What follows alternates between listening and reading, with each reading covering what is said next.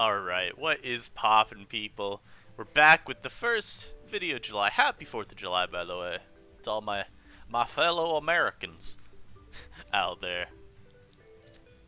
And obviously, if we're in July, that means we had tier shifts, right?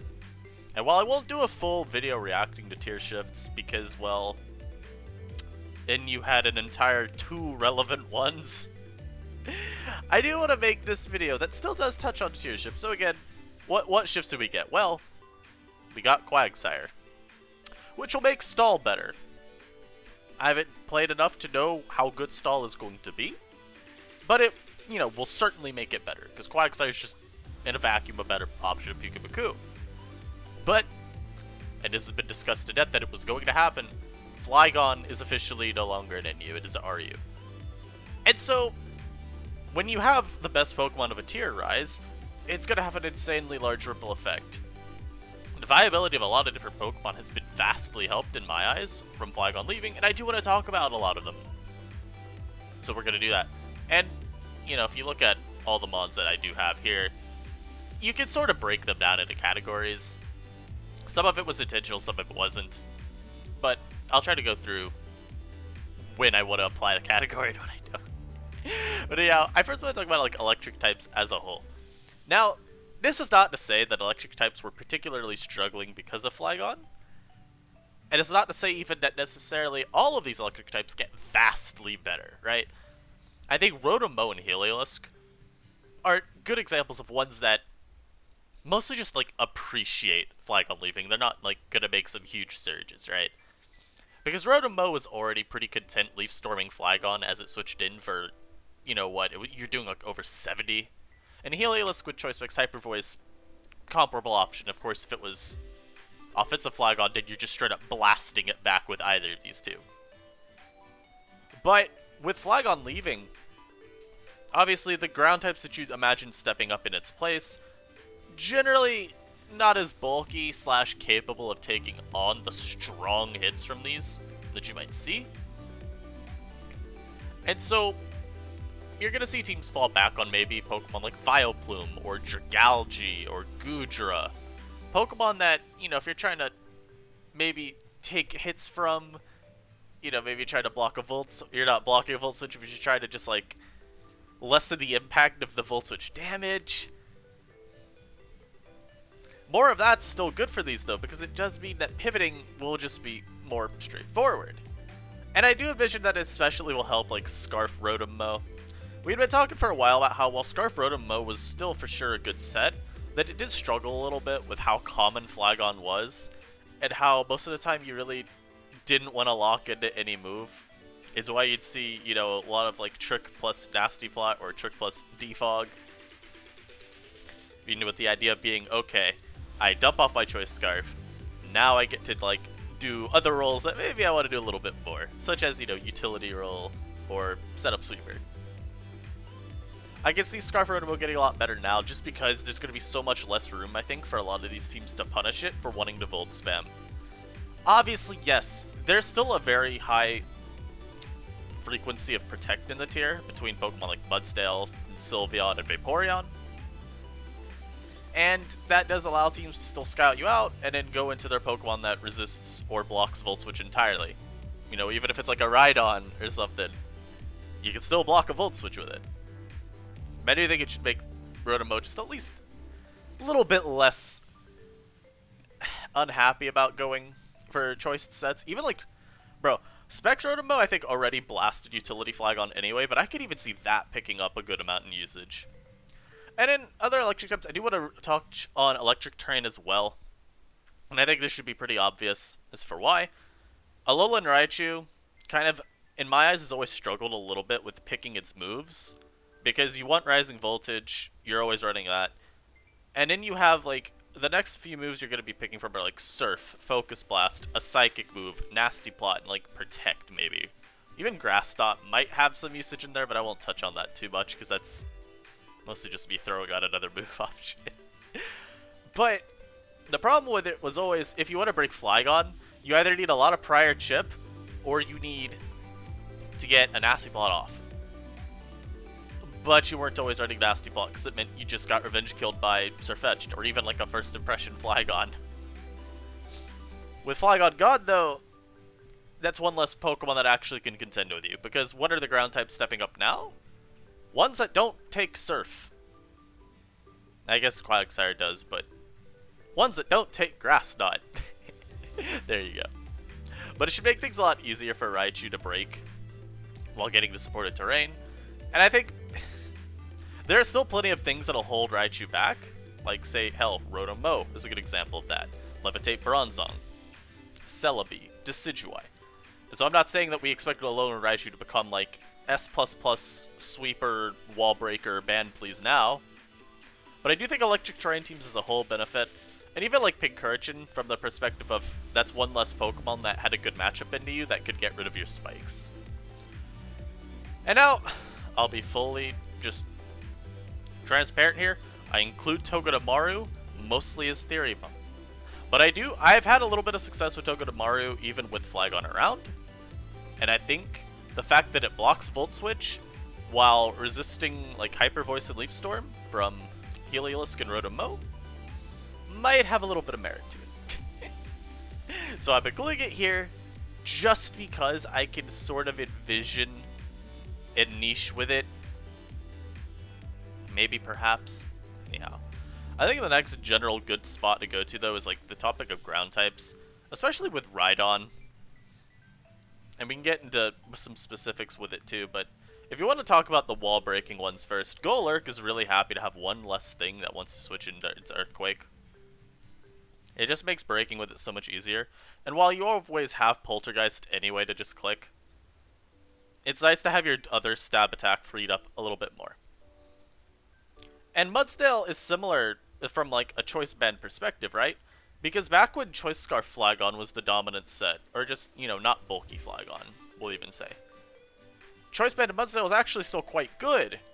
And you'll remember from like the Smogon Snake Draft metagame that it was a pretty common set too. But once bulky Flygon started picking up, CB Mudsdale kind of just fell off because it's like, you don't wall break versus that. You don't. And with how high its usage was, you ran into the bad matchups a lot more frequently than you ran into the good matchups. So you ended up just wanting different breakers. You know, that's why you saw a whole bunch of Exploud in the last month, for instance. Or even Goodra rising up, just wall breakers that were a little bit more effective overall. But now, okay, Flygon's gone, maybe we can see some more choice banded Mudsdale. And then, of course, all of these ground types benefit a whole lot from less competition. That's one less ground type, which means it's a lot easier to say, okay, I still want a ground type. I want something to block Volt Switch. Let me pick one of these guys. I think especially you'll see Mudsdale and Rhydon benefit from that. And why else does Rhydon benefit? Well, there are two reasons that come to mind. And the first is just, Rhydon kind of needed Ice Punch, I would say. You saw a lot of 3-attack Stealth Rock Rhydon with Flygon in its ear because you needed Ice Punch to be able to not let Flygon in for free. Made it so, although Flygon was still a good defogger into you, you had room to punish it. I don't know if you O-code, but I imagine that you at least did enough damage to where Flygon was heavily punished, right? Well, the other one is, think about a mon that gets better, Salazzle. Rhydon's an actual Salazzle check. Undebatably, even it's a better Salazzle check than Flygon, because you don't fold the Nasty Plot boosted Dragon Pulse. And so having an option that now sees a lot less competition as a ground type, be able to maybe step up and become a lot more relevant. We've already seen like Sabala use Rhydon to quite good success. But I think Rhydon's opened up even more now. And I think it's also just like nice because, ta-da, rock types! Rhydon's a good check into these, and in some ways a little bit better maybe than Flygon.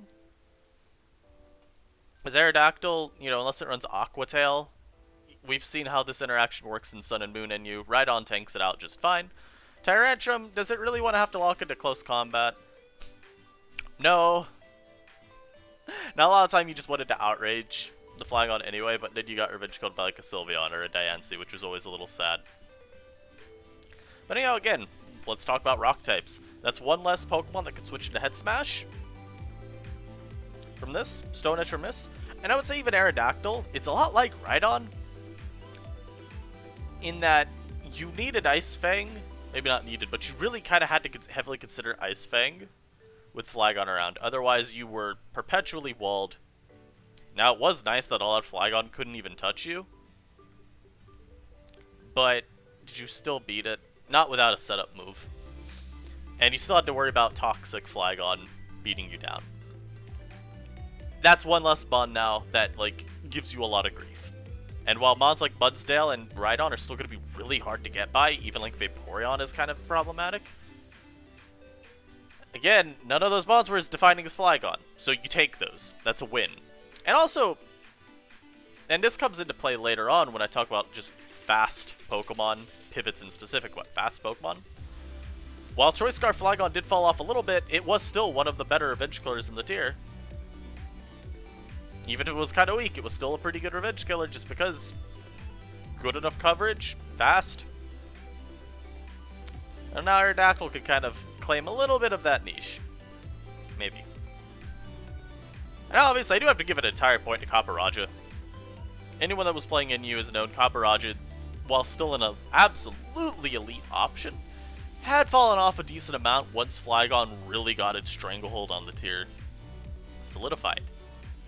You know, whether it was Stealth Rock sets just losing outright to bulky Defog Flygon because you could not force enough damage onto it, or Salt Vest sets having to just, you know, endure chip from Rocky Helmet and it'd still switch out lest you get Earthquake KO'd in the turn.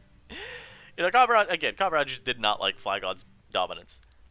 With Flygon gone, do we see... I hate saying that, Flygon gone. But with Flygon having left the tier, do we see Copperajah step right back up to be the best mon on tier?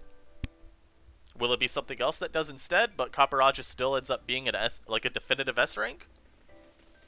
I'm quite interested to see how this works. Because, well, I still think AV Copperajah is going to be the best set, just because of how good of a wall breaker it is. You know, please name your Heavy Slam, Superpower, Power Whip, Stone Edge, switch in.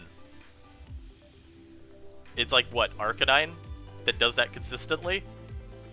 And not a whole lot else. Well, no, Glacier as well. But you get the idea, right? Copperajah has a lot more room now, I think, to function at a high level with Flygon out of the picture. Especially Stealth Rocking sets. And while, you know, Xatu is pretty common right now, did fall off a little bit last month in terms of usage. And while Xatu is still common, at least it's not a defogger, usually. Again, at least one of the two is gone. Anyhow, let's get into some poison types. And again, we're going to be talking... While we have a Xatu breaking up the poison types here, I just do generally want to talk about a lot of these mons here. And from the perspective of poison types, spikes, and just mons that Flygon walled. Like Drapion, man. Flygon was one of the best answers to it. You even occasionally saw Ice Fang on it run just to hit Flygon. But I think Drapion now should be like really good. It was already at a it was already picking up a lot of steam, because knockoff Poison Jab Earthquake, or with like Sword Stance, you could even see like Sword Stance was Toxic Spikes occasionally. Those sets were already really good and had limited counterplay. Now you look at it and it's like Mudsdale, okay, good answer. Rhydon if it picks up, okay, we're still fine.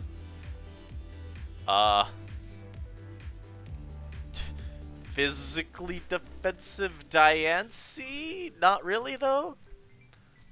I think Drapion picks up a lot, because there's not a lot in the way of good defensive answers to it now.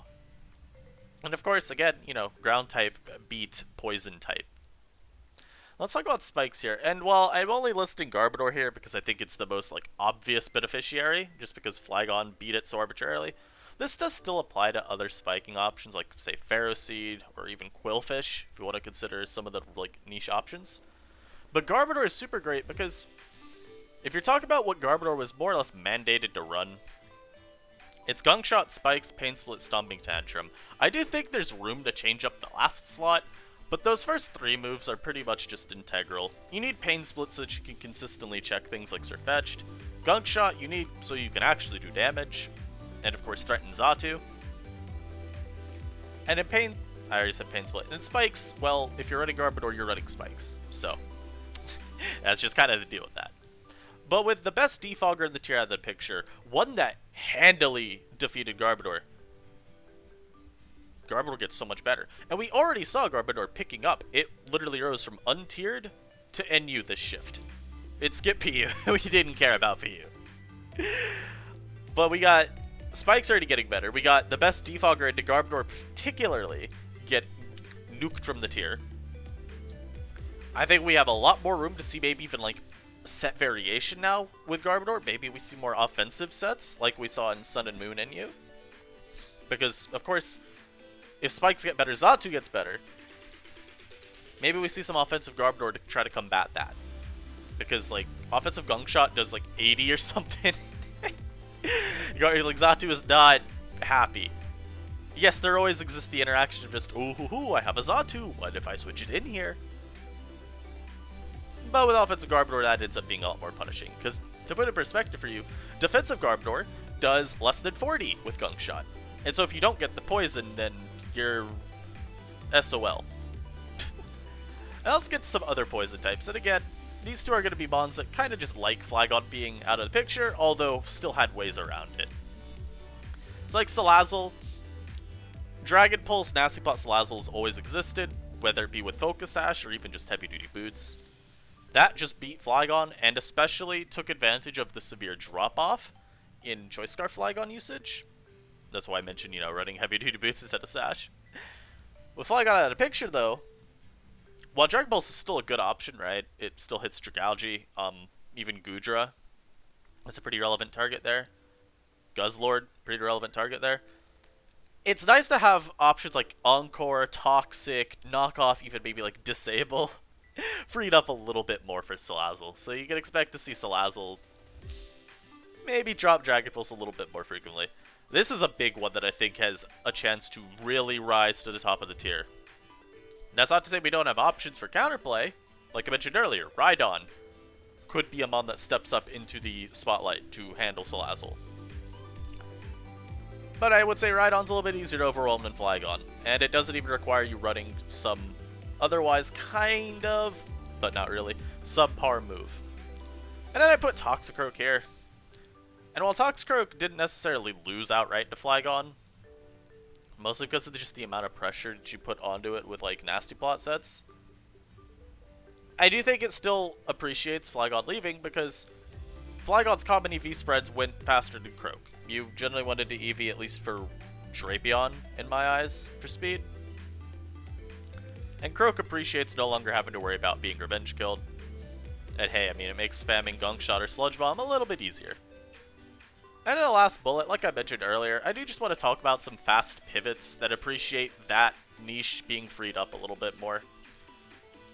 And while, obviously, Scarf Flygon did fall out of favor as the months went on, it was still quite a common set and a pretty effective one at that. So, you know, Talonflame is more now than ever the definitive speedy U-turner that brings in wall breakers like Exploud and Goodra and Dragalge. And in Passimian, just as a Scarfer, that is one less mon to compete with it. And people had been, in my eyes, people have been sleeping on Passimian mad hard for the past however many weeks. I think unless Scarfer should be quite good to remind people of who our god was in Sun and Moon NU. We'll see. Passimian obviously still comes with a whole bunch of other problems, but it has knockoff and U-turn, so it can't be that bad. That's about it for this video. This is actually my second time recording it, because I really did hate the first recording. I felt like I didn't say a whole lot of note, but I think this take was much better, so I hope you guys enjoyed. As always, leave in the comments below what your thoughts were, any video ideas that you'd like to see as well. I do have a couple that I might do something with. You know, I replied to a comment probably about 20 minutes or so ago about someone saying, you know, maybe do like a team building video for NU, which, not against. It's always fun to do that. I can even just go through like thought processes of teams that I have in my builder. Just talk about, like, okay, what goes into making this sort of team? What am I thinking? You know, the sins and, commandments or whatever of building it anew. Things like that. But I hope you guys are taking care. Stay safe, and I'll see you guys next time. Peace.